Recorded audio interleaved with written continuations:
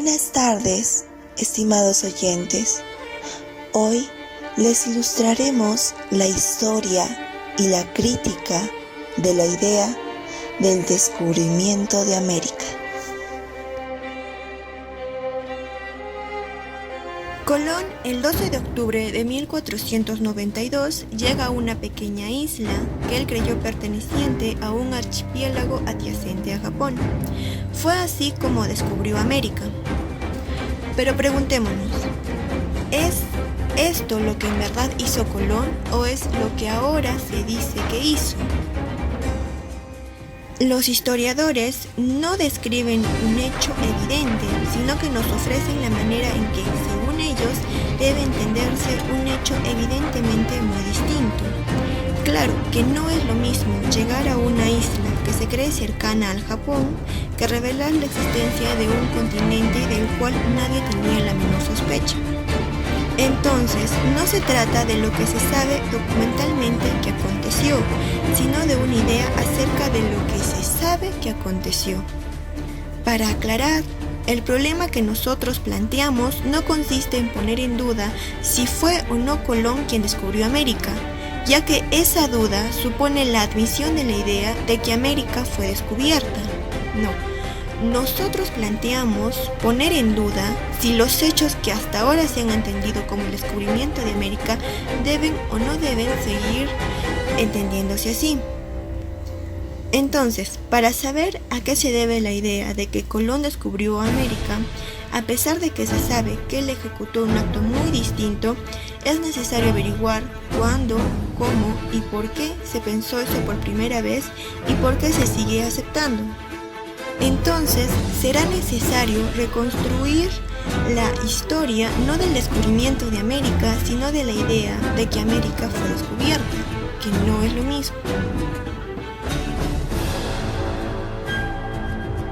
Puesto que nuestra tarea consiste en contar la historia de la idea del descubrimiento de América, lo primero que debe preocuparnos es averiguar el origen de esta idea, misma que comenzó como un rumor popular que los eruditos llaman la leyenda del piloto anónimo, misma que dice que el motivo que determinó a Colón a hacer la travesía fue el deseo de mostrar la existencia de unas tierras desconocidas de las que tenía noticia por el aviso que le dio un piloto cuya nave había sido arrojada a sus playas por una tempestad. Es forzoso concluir que en él se concibe por primera vez el viaje de 1492 como una empresa de descubrimiento, puesto que en lugar de admitir el verdadero propósito que tuvo Colón, que era llegar al extremo oriental de Asia, se dice que su finalidad era revelar tierras desconocidas. Esta manera de comprender la leyenda ha sido objetada por dos motivos. Se alega que es indebido concederle el sentido de una interpretación del viaje colombino, primero, porque el hecho que se relata es falso, y segundo, porque la leyenda no tuvo ese objeto, sino que fue forjada como un arma polémica para emplearse en contra de los intereses y prestigio de Colón. Bueno, al surgir la leyenda como explicación histórica del viaje, se inició el proceso del desconocimiento de la finalidad que realmente lo animó. Esta circunstancia que llamaremos la ocultación del objetivo asiático de la empresa. Cabe resaltar que, de acuerdo con la leyenda, el verdadero descubridor sería el piloto anónimo por haber sido el primero que realizó el hallazgo. Entonces, el próximo paso de nuestra exposición consistirá en ver de qué manera el viaje de 1492, ya interpretado como una empresa descubridora de tierras ignoradas, será referido específicamente a América y cómo pudo atribuirse este descubrimiento a Colón y no al piloto anónimo. ¿A quién debemos atribuirle la fama sobre el descubrimiento de América? ¿Al piloto anónimo o a Cristóbal Colón? Para resolver este conflicto hubo dos intentos iniciales, ambos insuficientes por lo que se verá enseguida, y un tercero que supo encontrar la solución al dilema. El primer intento pertenece a Oviedo en la Historia General y Natural de las Indias. Oviedo explica que el relato del piloto es dudoso, pero suponiendo que sea cierto, la intervención de este piloto es a Colón a quien le pertenece la gloria del descubrimiento. Independientemente de si recibió o no aviso del piloto, Colón supo que eran esas tierras, tuvo conciencia del ser de esas tierras. Pero ¿cómo? Según Oviedo, Colón supo lo que iba a encontrar, ya que para Oviedo las Indias son las Hespérides, que tanta mención hacen los escritores antiguos. El segundo intento le pertenece a Comara, Historia General de las Indias. Aquí afirman que el relato del piloto es verdadero. Entonces Colón, al tener la información del piloto, averigua sobre la existencia de esta tierra en los libros clásicos.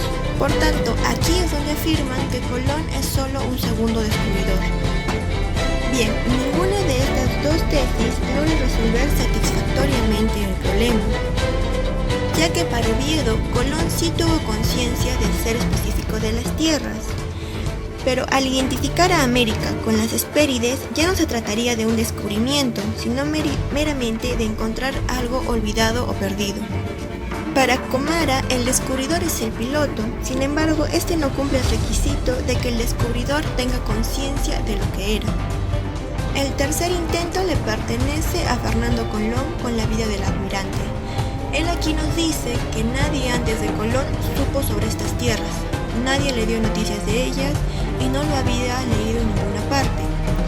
Se dice que Colón tuvo la idea de que existía al occidente de Europa un continente, y esto solo por inferencias de sus amplios conocimientos, siendo así que realiza este viaje como una comprobación empírica de su hipótesis. Y aunque es cierto que se conoce el continente con el nombre de las Indias, se dice que él mismo le puso este nombre, ya que tenía una relativa cercanía a la India asiática. Y esto además para que animara a los reyes a patrocinar la empresa que él tenía. Esta tesis logra conciliar los dos problemas del planteamiento inicial. Ahora bien, vamos a hablar sobre el padre Bartolomé de las Casas. Para él, el significado del descubrimiento gravita exclusivamente en su finalidad religiosa. Para él esto es una hazaña divina. Para el padre de las Casas, Colón debía cumplir las intenciones divinas, poniendo en claro que Dios lo inspiró para realizar el viaje. Para las Casas, el motivo era llegar a aquellos pueblos olvidados y cosechar entre ellos el místico fruto de la salvación eterna. Las Casas añadió cuanto motivo se le ocurriera para explicar cómo pudo saber Colón que ya existían las Indias. Esto fue como un intento de conciliación con la tesis Fernando Colón. Continuando con mi exposición, explicaré las tesis que apoyaron a don Fernando y quienes se oponían a esta. Herrera en las décadas nos dice que Colón tuvo conciencia de que existían las Indias y que si bien no pudo confirmar esta hipótesis en su primer viaje, lo hizo en los siguientes que tuvo. Beaumont, con aparato, nos dice que la empresa que tuvo Colón tuvo dos objetivos posibles. El primero era descubrir un continente desconocido cuya existencia Colón ya había inferido por hipótesis científicas, o dos, llegar a Asia. Robertson, en The History of America, a finales del siglo XV, nos dice que Europa tenía un gran anhelo por abrir una comunicación marítima con el remoto oriente. Robertson explica que Colón pensó que navegando por el rumbo de occidente podía encontrar tierra, pero que se encontraba en duda, ya que tenía sospechas de que se toparía con un continente desconocido, aunque tenía sus razones para creer que podía llegar a playas asiáticas. Luego tenemos a Humboldt con Cosmos, que afirma que Colón descubrió América porque sus intereses eran los mismos que tenía la historia. Ahora, las siguientes tesis que voy a mencionar son aquellas que se oponían al pensar de don Fernando. Navarrete, en Colección, afirma que el viaje de Colón radica en el honor y la osadía de llegar a Asia por occidente.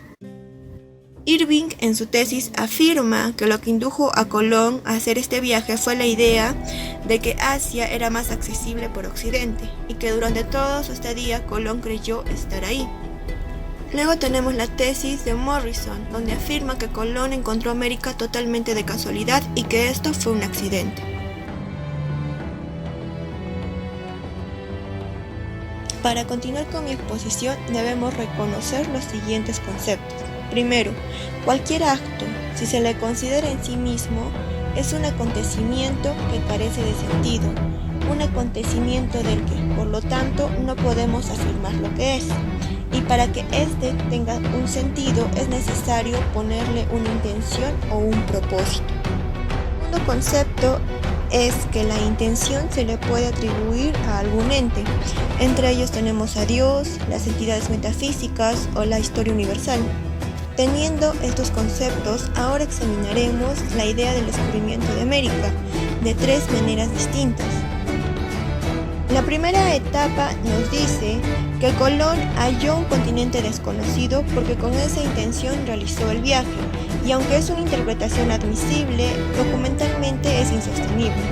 La segunda etapa nos dice que Colón halló un continente desconocido y que aunque no fue la intención con la que realizó el viaje, al ejecutar su acto cumplió la intención de la historia de que el hombre conociera la existencia de dicho continente. Y aunque es una interpretación todavía admisible, su premisa teórica resulta insostenible.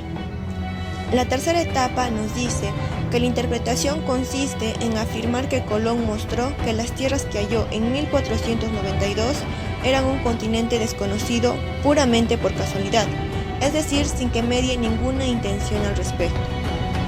Siguiendo esta tesis, Colón habría revelado, sin intención de hacerlo, el ser de las tierras que halló, cumpliendo un propósito ajeno. De este modo, cancelaríamos las opiniones personales de Colón y lo convertiríamos en un dócil y ciego instrumento, ya no de unos supuestos designios del proceso histórico, sino de unas supuestas intenciones inmanentes a una cosa meramente física. Está claro que al admitir esto hemos puesto de cabeza la historia y privado al hombre de la libertad que le concedía el idealismo, porque ahora ya no concebimos la historia como el resultado de las decisiones tomadas por los hombres, ahora la concebimos como el resultado de unos propósitos inmanentes a las cosas, ciega y fatalmente cumplidos por los hombres.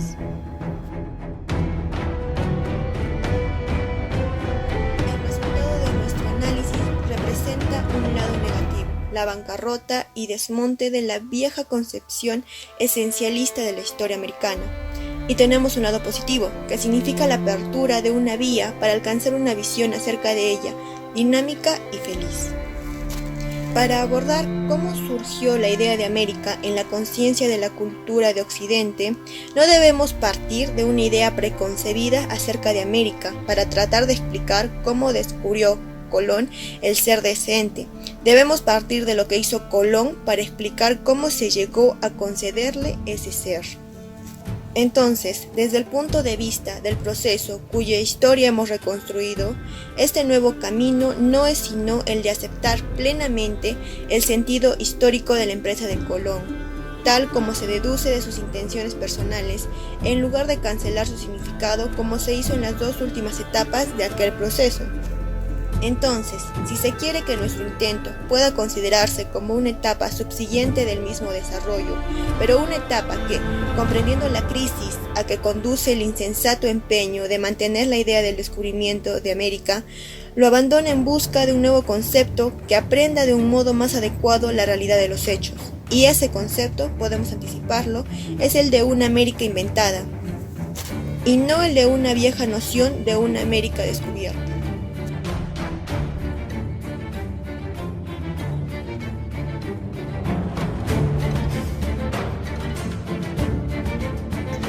Continuando con la exposición, soy Katia Abigail Salas Núñez y lo que me corresponde es el horizonte cultural. Empezamos con el universo. Es finito porque tiene un comienzo, perfecto porque es obra de Dios y para Dios porque nada le pertenece al hombre.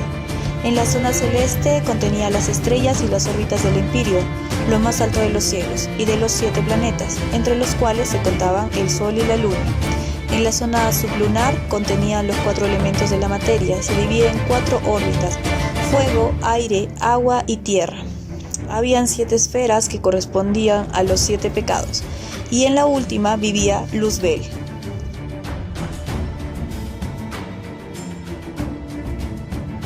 Continuamos con el globo terráqueo. La preocupación por determinar la circunferencia. Colón redujo el tamaño de la circunferencia para presentar como factible su proyecto. La proporción de tierra y mar en el globo. Según la tesis de Aristóteles, en la esfera predomina la materia llamada agua, el océano. Y según la noción bíblica, Dios ordenó retirarse a las aguas para dejar la tierra descubierta y se negó la existencia de tierras antípodas, es decir, tierras pobladas. A finales del siglo XV, el mar ocupa la mayor extensión que la tierra. Surgieron 2 hipótesis. La primera, el centro de gravedad no coincidía con el centro de magnitud, y la segunda, una estrella traía las aguas del océano produciendo una montaña de mar y dejando el otro extremo de tierra descubierto.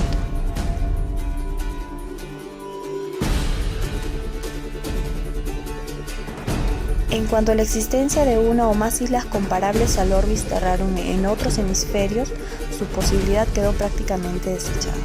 Esto nos abre 2 hipótesis. La primera, que es la hipótesis de la pequeñez de la isla de la Tierra, se creía que del lado del hemisferio sur y parte del norte no existían islas en el océano, y si en todo caso existían, no estaban habitadas o era un territorio acuático. La otra hipótesis es la de la enorme extensión de la Tierra.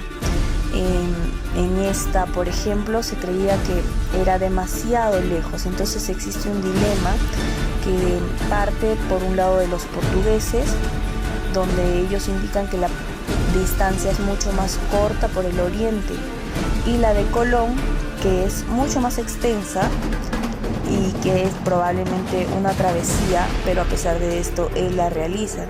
En la configuración geográfica se añade también la existencia de un archipiélago que viene a ser Japón, que se le consideraba muy rico en piedras preciosas. De acuerdo con la imagen que se hacía el viajero procedente de Europa, al alcanzar la India, tendría que circunnavegar la península para poder pasar del Atlántico al Índico. Esa fue la creencia que orientó a Colón en sus 3 primeras exploraciones. También se postulaba que estas 2 penínsulas estaban separadas por un golfo formado con aguas de Océano Índico.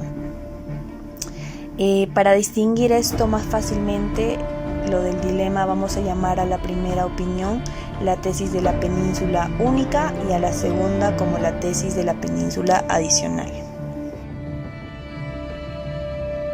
La ecúmene o mundo.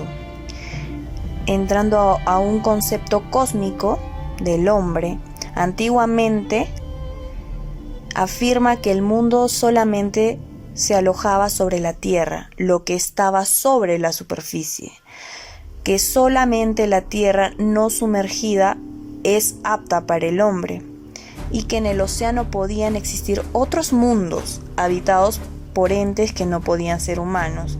Según la teoría aristotélica, las zonas del cielo son 2 polares, 2 templadas y una intermedia.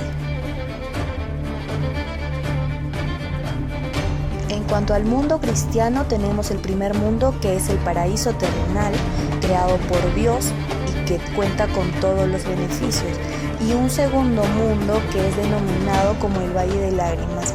Este segundo mundo habla ya del hombre cuando pierde la inocencia, del hombre caído, del hombre histórico. Entonces, luego de que es arrancado del primer mundo, gracias al pecado que él comete, entonces lamentablemente pierde los beneficios otorgados, y por eso se le denomina el Valle de Lágrimas.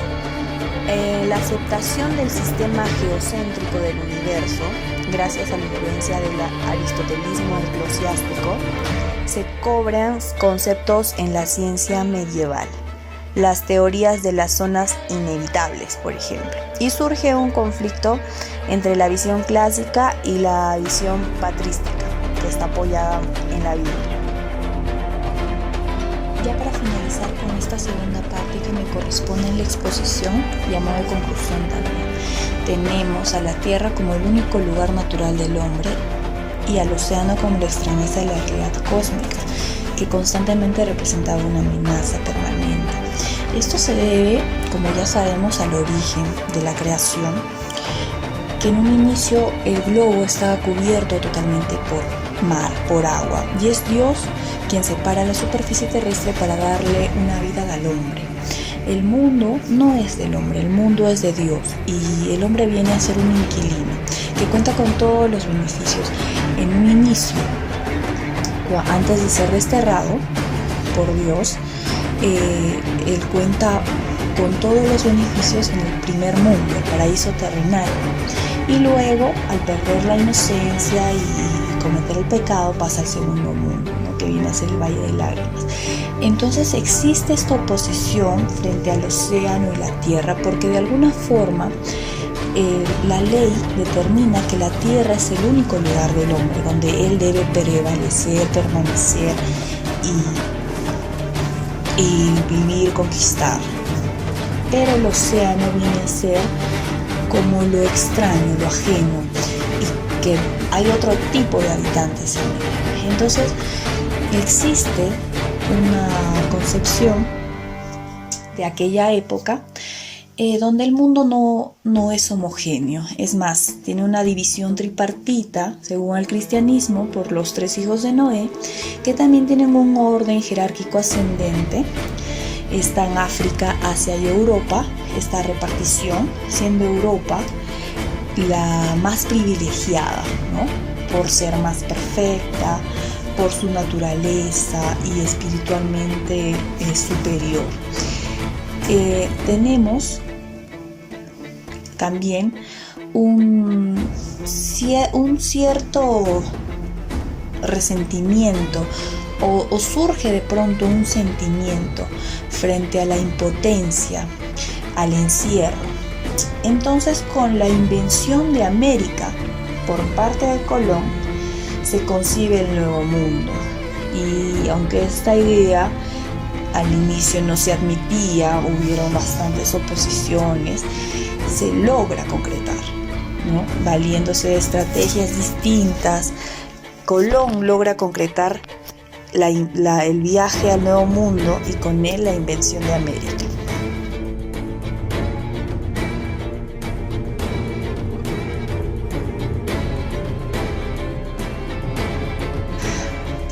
Nunca se llega tan lejos como cuando no sabes hacia dónde te diriges. Cristóbal Colón. Y esto es la invención de América. Como este título lo señala, esa idea de una América a la vista no se refiere a una América plenamente hecha o plenamente constituida, sino que parte de un vacío, algo que todavía no existe.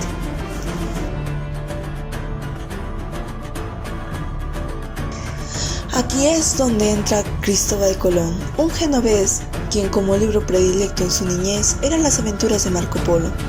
Ya siendo un hombre adulto, elaboró un proyecto que más tarde, después de ser rechazado por el Consejo de Juan II de Portugal, lo presentaría a los reyes católicos Isabel y Fernando. Su proyecto era simple. En primera, no era descubrir América, sino era atravesar el océano en dirección al occidente. Prácticamente se quería unir Europa y Asia.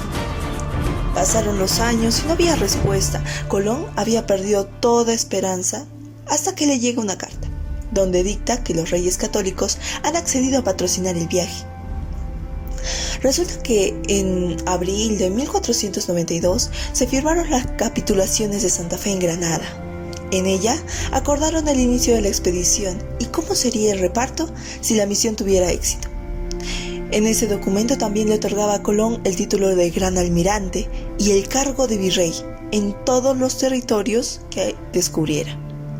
Un dato interesante en las capitulaciones no es que apareciera la finalidad asiática del viaje, sino el hecho de que aparezca de modo expreso una declaración del señorío español sobre el océano.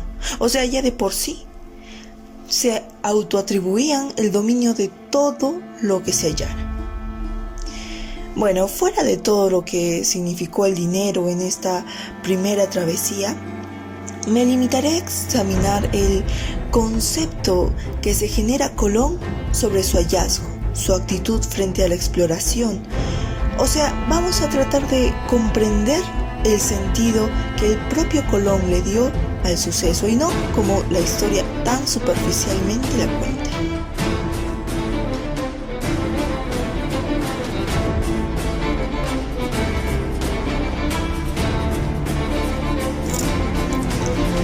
Luego de haber emprendido su viaje, Colón avistó tierra una noche entre el 11 y el 12 de octubre de 1492.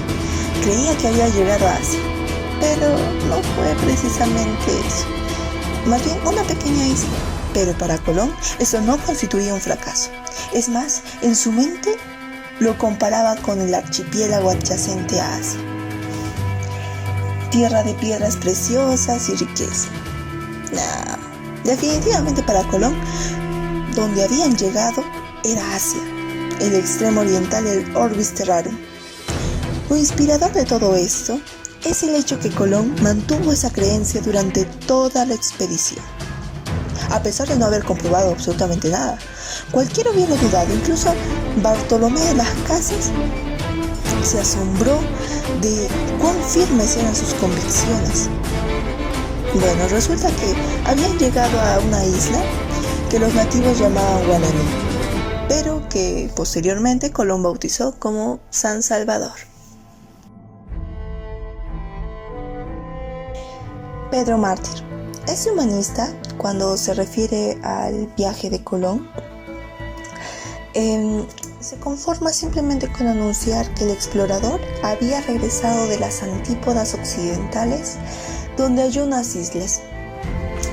Allí se denota su escepticismo en el hecho de identificar las tierras halladas. Las toma como, en otras críticas, las toma como una hazaña, una gran hazaña, y varía, pero siempre se da a reducir su escepticismo.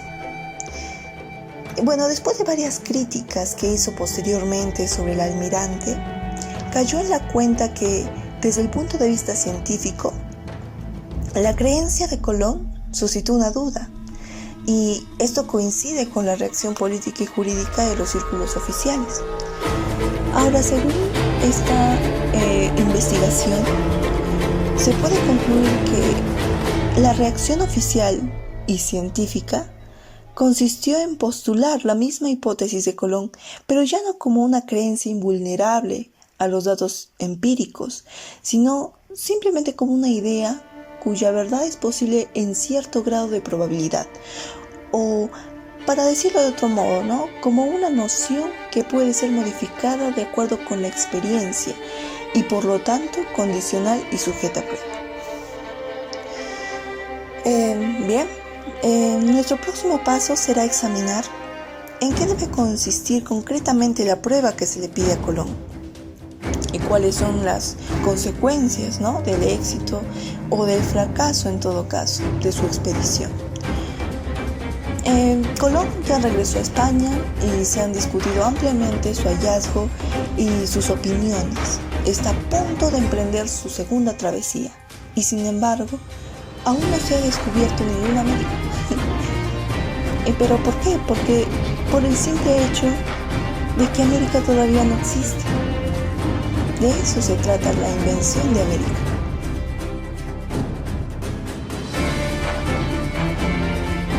En esta segunda parte consideremos cuidadosamente tres cuestiones en base a la prueba que se le exigió a Colón. La primera es que pruebe su creencia, que pruebe de algún modo que esas tierras que halló pertenecen al extremo oriental del Orbis Terrarum. La segunda es demostrar de modo inequívoco que las tierras halladas se acomoden a la idea e imagen que se tiene acerca de la isla de la Tierra. Y la tercera y la última, pensemos en qué puede consistir la prueba que bastaría para convencer a los escépticos. Bueno, no es difícil ver que deberá reunir dos circunstancias. Y bueno, en efecto, efecto, el hecho de que hayan aparecido unas tierras en el lugar donde aparecieron no basta por sí solo para probar que pertenecen al extremo oriental de la isla de la Tierra, como pensaba Colón, porque eso es precisamente lo que despertó la duda en esos escépticos, ¿no? Entonces, la prueba requerida para salir de esa duda consistía en mostrar primero la existencia de una masa considerable de tierra en la vecindad de las regiones halladas en 1492 y segundo, en localizar el paso marítimo que permitiera entrar al Océano Índico. Si se mostraran ambas cosas, la afirmación de Colón se convertiría en una verdad empíricamente comprobada. Si no se mostraban, bueno, ya hemos apuntado las tremendas consecuencias que podrían resultar.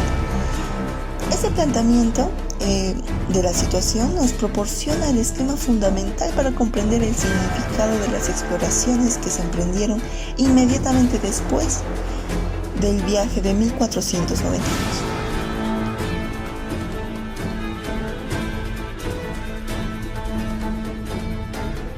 Continuando con el segundo viaje de Colón, la flota partió de Cádiz el 25 de septiembre de 1493. La expedición resultó ser un terrible desengaño. Colón no pudo cumplir lo que su exaltada imaginación había prometido. En primera, cuando arribaron a la isla La Española, no encontraron oro. Lo que tanto codiciaban no aparecía por ningún lugar. Y para colmo, los indígenas habían matado a toda la guarnición cristiana que dejó Colón en Navidad. Todo esto y otras adversidades motivaron un descontento general que se tradujo de inmediato en una sorda hostilidad contra el almirante y en un creciente desprestigio de la empresa. Por otro lado, lo verdaderamente decisivo para nosotros fue el resultado del reconocimiento del litoral sur de esa comarca que los naturales llamaban Tierra de Cuba, y que desde el primer viaje Colón sospechó que era parte de la tierra firme de Asia. El objeto primordial de la expedición, de esa exploración, era confirmar esa sospecha para salir de dudas acerca de si era o no una isla. Tras su recorrido y reconocimiento, en efecto, se había topado con la masa continental de la isla de la Tierra. Y si ciertamente no había navegado por el paso marítimo que daba acceso al Océano Índico, lo había localizado, puesto que logró alcanzar la costa de la península a cuyo extremo se encontraba dicho paso. Pero hacía falta algo más que su convicción personal para callar a los incrédulos en España. Por ello, Colón tuvo la ocurrencia de arbitrar un instrumento jurídico como testimonio probatorio. Fue el deseo de regresar cuanto antes lo que motivó a todos a firmar ese extraordinario documento. El regreso a España fue penosísimo. El almirante se halló a las puertas de la muerte y así lo llevaron a la villa de la Zarela, donde ancló la flota el 29 de septiembre de 1494. Allí lo esperaba la alegría y el apoyo de su hermano Bartolomé, pero también le aguardaba el desastre en la colonia, la rebelión y el hambre. Bueno, la promesa de Colón había resultado ser un falso señuelo. Y eso se reveló en los reyes, que aunque le siguieron favoreciendo en su campaña, se dieron cuenta que el carácter y extranjería de Colón era un semillero de discordia y que no era un hombre confiable para esos negocios, esos oficios que que le atribuyeron. Es por eso que la exploración y colonización quedaron abiertas al mejor postor y a la codicia de quien se sintiera tentado de probar fortuna. Podríamos decir entonces que este segundo viaje de Colón tiene el sentido de ser un primer intento de aportar la prueba que requería para demostrar que había logrado establecer esa conexión, ese vínculo entre Europa y Asia por la ruta del occidente, pero que fue lamentablemente un intento fallido. Ahora vamos a hablar del tercer y cuarto viaje. Buenas tardes, profesor. Buenas tardes, compañeros. Continuando con la exposición, hoy hablaré sobre el tercer y el cuarto viaje. El tercer viaje. Después del primer y el segundo viaje, Colón tenía o se le presentó una disyuntiva. Él quería saber si la extensión de la tierra descubierta, esa tierra firme, era extensa, grande, y a su vez, él creía haber llegado al paraíso terrenal. ¿Esto qué supondría para él? Pues bien, si era una tierra extensa, él tendría la necesidad de explicar el golfo de agua dulce que divisó en su llegada, lo que de alguna manera confirmaría que se trata de un lugar de tamaño exponencial y no solamente de una isla asiática que él creía que había encontrado. Por otra parte, si este fuese el tal ansiado paraíso terrenal, ya no tendría la necesidad de explicar dicho golfo de agua, sino que se basaría en su propio concepto que tenían en ese entonces del orbis terrario. ¿Qué es esto? Que, por decirlo de alguna manera, su mapa, en el que se especificaba que solo existían Europa, África y Asia. Por lo tanto, podemos notar que hay una dualidad, o mejor dicho, una complejidad en su mente, que si aceptar que encontró una tierra de tamaño exponencial, o simplemente aferrarse a sus ideas y decir que este era el paraíso terrenal que tanto anhelaban. En este tercer viaje, él manda una carta a los soberanos españoles. Aquí defiende en un preámbulo su empresa, es decir, aquí defiende su travesía contra aquellas personas que desacreditaban, aquellas personas escépticas que lamentablemente no le daban pie a Colón a decir que realmente había encontrado o había hallado algo. Aquí es donde utiliza por primera vez el concepto de otro mundo, así como también relata su viaje, su exploración y fundamentalmente la hipótesis a la que más se arraigó, que es que había encontrado el paraíso terrenal. Sin embargo, en lugar de dar una solución a esta disyuntiva que les venía diciendo, termina aceptando de alguna manera ambas. Él nos dice que el agua que produce, es decir, este golfo de agua, proviene de un río que tiene como origen la fuente del paraíso. Esto de alguna manera calma a las ideas que tiene Colón. Y dato curioso es que también él se aferra mucho a la idea de que este lugar estaría ubicado en Asia. Colón insistía en poder localizar el paraíso terrenal que había mencionado en sus cartas. Sin embargo, el esquema geográfico que realizó era completamente insostenible para describir sus hallazgos de este nuevo mundo. Es así como en su afán, en su deseo de salvar el esquema geográfico, que de alguna manera le servía para identificar las tierras descubiertas, Colón postuló la separación e independencia de la tierra como obligada consecuencia para ser fiel a su esquema anterior y no necesariamente de un resultado empírico. En otras palabras, asumió el nuevo mundo como una suposición a priori, en lugar de ir construyendo un concepto a base de lo que veía. Estas exploraciones realizadas entre 1499 y 1502 dieron o mostraron que las ideas de Martin Behaim y Henricus Martellus, quienes eran cartógrafos de la época, notaron que sus hipótesis podrían ser correctas. Por un lado, una de las hipótesis mencionaba que el hemisferio norte es el extremo oriental, mientras que el hemisferio sur es un orbe distinto, un nuevo mundo. La condición de esta hipótesis era que tenía que haber un paso marítimo al Océano Índico. Por otra parte, su segunda hipótesis era que las dos masas de tierra eran continuas y se identificaban precisamente con el litoral extremo oriental. La condición de esta hipótesis era que al sur de esta se hallaría el paso del Océano Índico empleado por Marco Polo.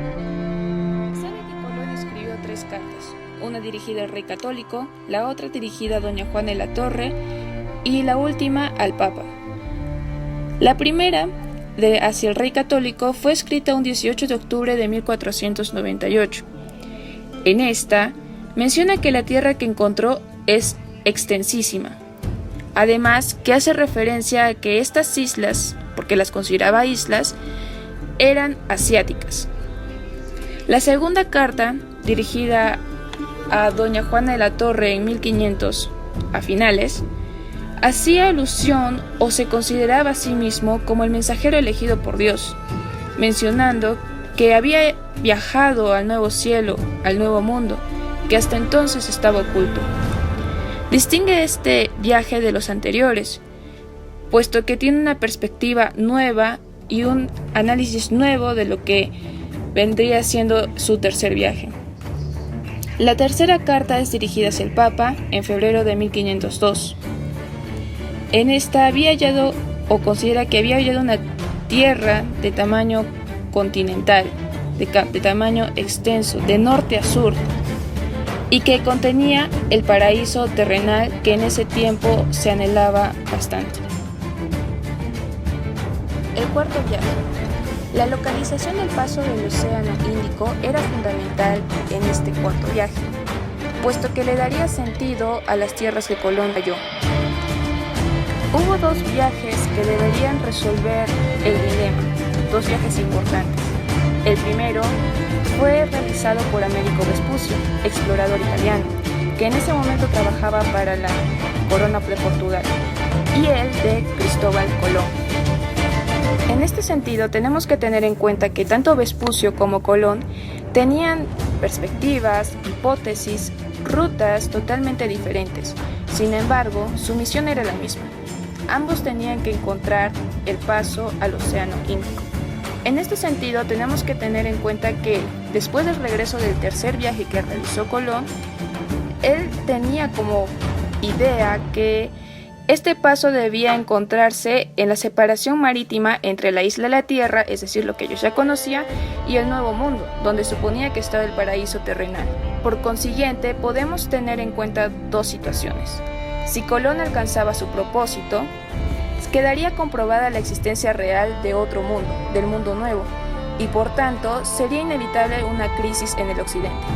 Por otra parte, si Vespucio lograba el suyo, aquella hipótesis que decía que lo descubierto por Colón era en realidad una península asiática no explorada, no habría lugar a ninguna alarma en el occidente, es decir, no habría una repercusión importante. La travesía. Vespucio inició su viaje en agosto de 1501 junto a la armada portuguesa. Él alcanzó la costa de Brasil, o de lo que hoy llamamos Brasil, ese mismo año. Inició su expedición hacia el sur, reconociéndolo y buscando el cabo final que permitiría el acceso al Océano Índico. Al momento de llegar a la jurisdicción o el punto donde se dividía la jurisdicción de Portugal y la castellana, decidió continuar, pensando que esta masa de tierra no se prolongaría más. Dio con la sorpresa no solamente de que no hallaron el deseado paso, sino que se prolongaba sin final. Es más, llegó a sentir un cambio abrupto de la temperatura, tomando en cuenta que este se acercaba cada vez más y más al círculo antártico. Con esta nueva idea y esta nueva perspectiva, Vespucio regresó a Lisboa en septiembre de 1502. Por otra parte, Colón inició su travesía el día 26 de mayo de 1502, justamente un año después. Él desobedeció de alguna manera las instrucciones que le habían asignado los reyes, puesto que cambió el itinerario y las rutas originalmente proyectadas para él. Su flota llegó al litoral atlántico de lo que hoy llamamos República de Honduras e inició su búsqueda. A pesar de los esfuerzos que Colón realizó, no pudieron localizar el famoso paso. Sin embargo, fue aquí donde tuvieron contacto con los nativos, quienes le mostraron las riquezas y todo lo que ellos poseían en estas tierras nuevas. Podemos concluir que ambas travesías fueron un fracaso. Sin embargo, no solo se llevaron el disgusto de no haber conseguido lo que querían, sino que se llevaron consigo revelaciones, nuevas hipótesis y nuevas perspectivas. Posteriormente, Cristol escribe una carta a Fernando e Isabel desde Jamaica un 7 de julio de 1503. En este especifica su fracaso respecto al hallazgo del paso marítimo.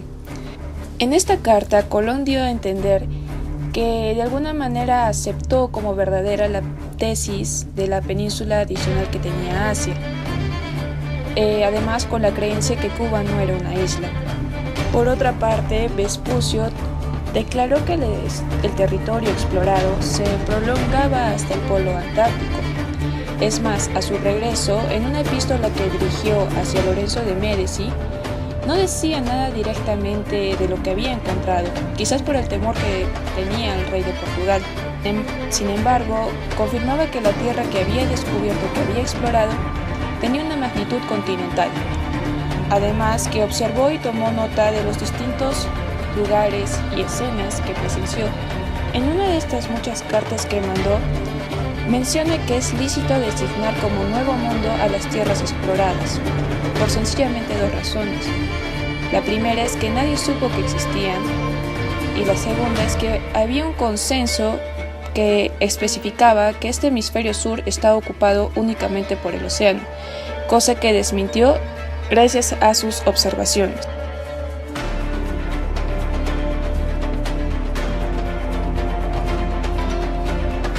Después de todas estas travesías, por fin se admitió la posibilidad de una tierra en el hemisferio sur.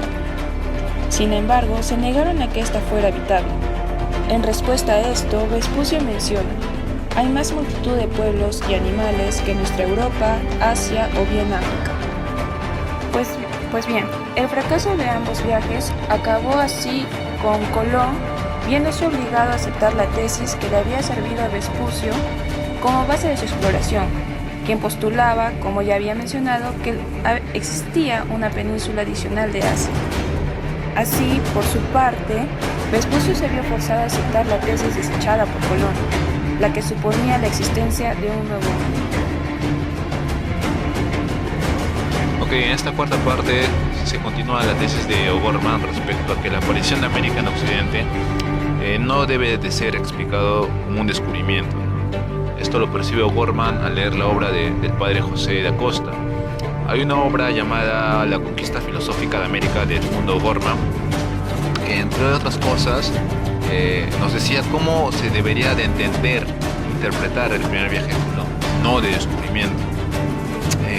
Por lo tanto, este libro que estamos analizando realiza una investigación no del descubrimiento, sino más bien de la idea de que había sido descubierta América.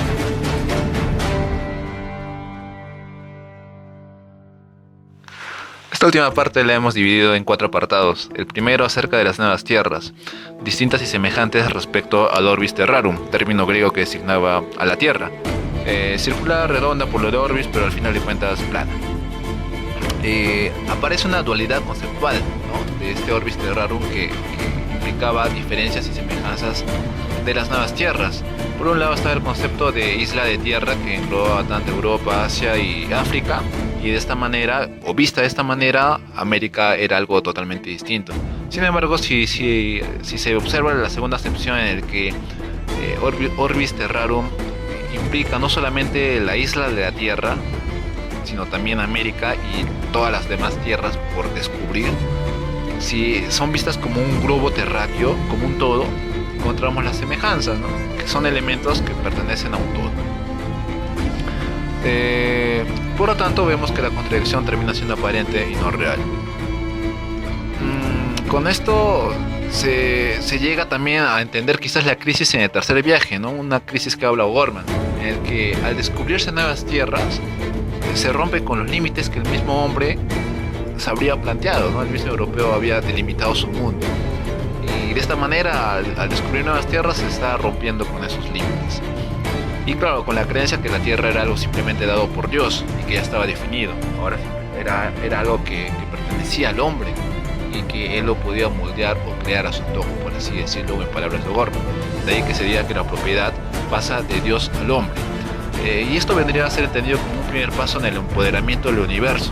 El universo, el espacio, ya no era visto como algo totalmente extraño y ajeno, sino que pasa a ser un campo infinito de conquista, en la medida que lo permita ya no Dios, sino el valor del propio hombre. Y termina siendo entonces un inquilino, el hombre, convertido en amo. Y esto termina con una conclusión, ¿no? Esta revolución en la que el hombre, al delimitar su mundo, estaba convirtiéndolo en una especie de cárcel, ¿no? Y esta cárcel pasa a ser una casa abierta y encima propia, ¿no? Un mundo que el mismo hombre hacía. Entonces, al inventar América, o sea, concebir la existencia de una cuarta parte del mundo, Occidente dejaba sus cadenas que se había autoimpuesto.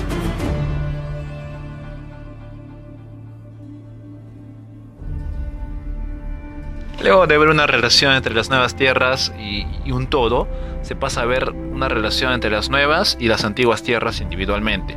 Tras la publicación de Cosmographia Introductory en el año 1507, en el que se incluían los mapas de Waldseemüller, donde por primera vez y textualmente se observaba el nombre de América, se reconoce que estas nuevas tierras ya no se sometían a la visión del mundo, sino que ahora pasaba todo lo contrario.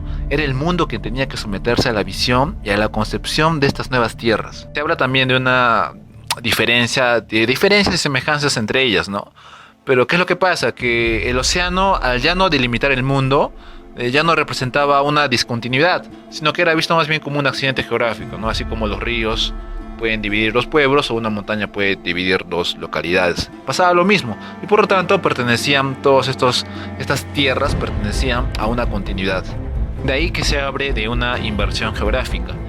Ya no era el océano quien dividía a la tierra en pequeñas masas, en pequeñas porciones de tierra, sino ahora era la tierra, al ser descubiertas nuevas porciones de tierra, era la tierra, valga la redundancia, quien dividía el océano en mares. Luego también se habla de una inversión cuando los cartógrafos, si antes llenaban los espacios desconocidos con agua, lo que hacían ante el descubrimiento, entre comillas, de estas tierras, era llenar hipotéticamente, poblar, como diría O'Gorman, de tierra, de porciones de tierra en sus mapas, como lo veremos en el esquema de Ortelius.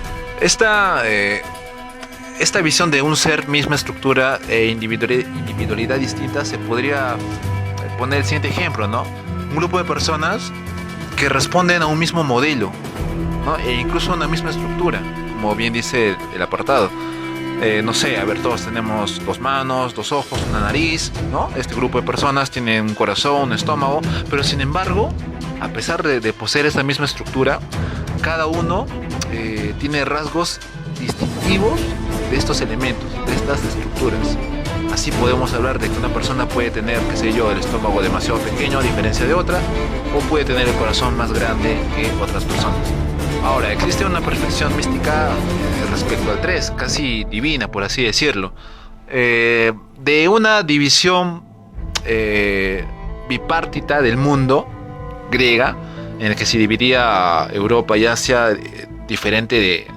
o en diferencia a África, se pasa a una división tripartita, en el que se dice, ok, bacán, voy a considerar África, pero sin embargo, Sin embargo, al ser ahora 3 elementos, Europa va a ser el elemento o el ente superior.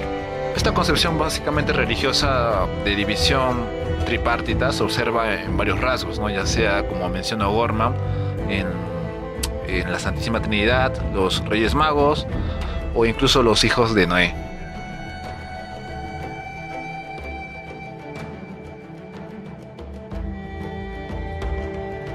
Y este sería el mapa de Ortelius planteado en la segunda mitad del siglo XVI. Y tal como les indiqué, tanto Ortelius como otros cartógrafos tenían una tendencia quizás excesiva de poblar hipotéticamente con porciones de tierra y el globo terráqueo más que de agua, de tal manera que el océano quedaba delimitado y quedaba formado por la tierra. Acá ya podemos observar a América, ¿no? E incluso por ahí a Perú.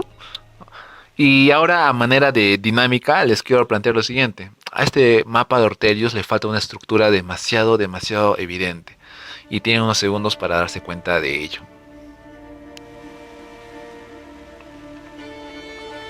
A pesar de que estaban en una época de exploración más que de descubrimiento, tuvieron que pasar 3 siglos para que recién se pudiese hablar de una exploración formal de Oceanía.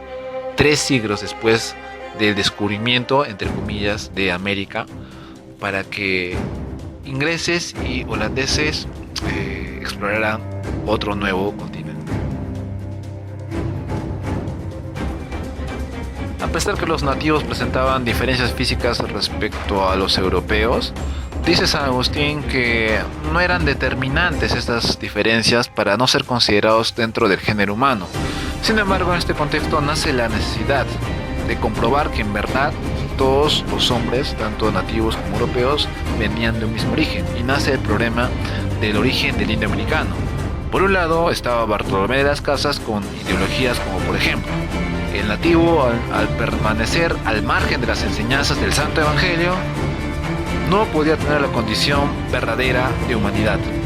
Y por otro lado estaba alguien más condescendiente como Ginés de Sepúlveda con su posición más humanista. Finalmente, en esta parte podemos decir también que América fue inventada bajo especie física de continente y bajo especie histórica de nuevo mundo. Finalmente se habla del desarrollo de América. En cuanto a imitación, originalidad, O'Gorman dice que ambos modelos se intentaron, de allí la presencia de 2 Américas. También habla de una adaptación del catolicismo hispánico, pero que presentaba un obstáculo. Un sector de la población indígena con alto grado de civilización, entre comillas, y por tanto una resistencia, y que España, lejos de querer deshacerse, lo que en verdad quería era unificarlo en base a la ley. Y O'Gorman nos dice que este esfuerzo tenemos que reconocerlo. Se habla de una unificación anticatólica porque al querer unificar esta cuarta parte de tierra a las otras 3, era ir en contra de ese número divino 3, era ir en contra del creador, en contra de la construcción del universo según Joseph de Acosta.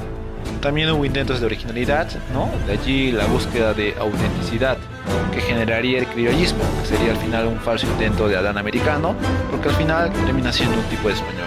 Lo que hace Norteamérica es adaptar el modelo a las circunstancias. La América anglosajona alcanzó la cumbre, ¿no? Entonces nace una Norteamérica de molde europeo, pero siempre con una inconformidad y siempre en busca de su autenticidad histórica. Entonces no se debe de hablar de un nuevo mundo, sino más bien debe decirse que surgió una Euroamérica, que como proceso inventivo puso en crisis el concepto del mundo y el concepto del mundo histórico, liberando así a Occidente de esa cárcel y de la dependencia moral europeocentrismo. O'Gorman dice que en esa liberación está la invención de América, ¿no? Una América que no fue descubierta porque América tal como la conocemos no existía. Es cierto que existía un pedazo de tierra en el cual vivían los indios, pero eso, según Edmundo O'Gorman, no era América.